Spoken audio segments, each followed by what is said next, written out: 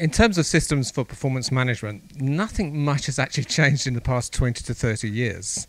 Many of the solutions out there are basically nothing more than just simply adding up machines.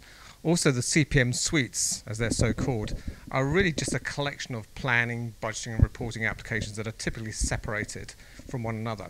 However, there are some new companies on the scene now, and they're really challenging the big vendors by coming up with systems that are very different. For example, one of the systems that I've been connected with, every data item is actually stored by date.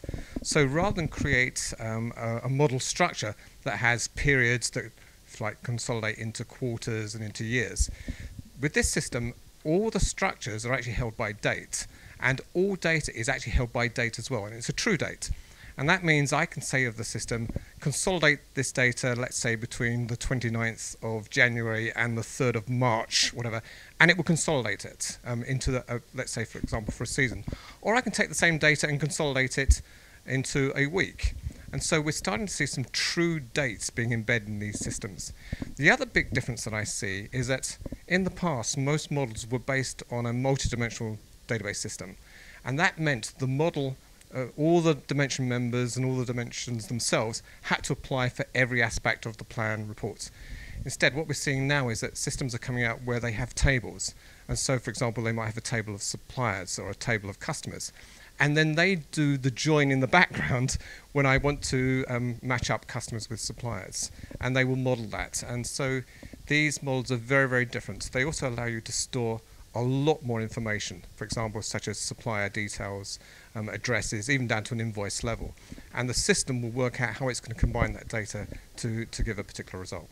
The final thing I've seen in development is actually in the area of workflow. In a planning and reporting application, there are so many different people in the organization that you have to coordinate their activities. And so what we're seeing is that with some systems is that they will generate the workflow based on who the user is. And so they will tell the user what's required of them. For example, one of the systems I work with generates automatic to-do lists. And when a user has finished doing their to-do list, it will then generate more to-do lists for other people. For example, if I've just submitted a budget, it will then go ahead and submit a to-do list for the person who's going to review it. Once they have reviewed it, it will then submit another to-do list. And so we're seeing this orchestration of workflow, something that's much, much more than menu systems, and we're seeing that more and more now in products.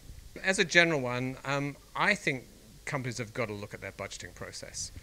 Budgets is which really dictates what an organization can do and how it's going to spend, and it's controlled.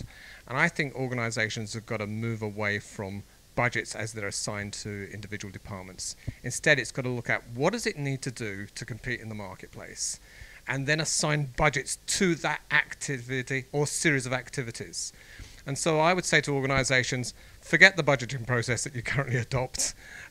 Sure, you've got to make sure you've got resources to keep the company going, but focus more on what activities have you got to do better than that's different from your other competitor organizations, and then budget for those. I think that's one big thing organizations have got to do to compete in today's marketplace.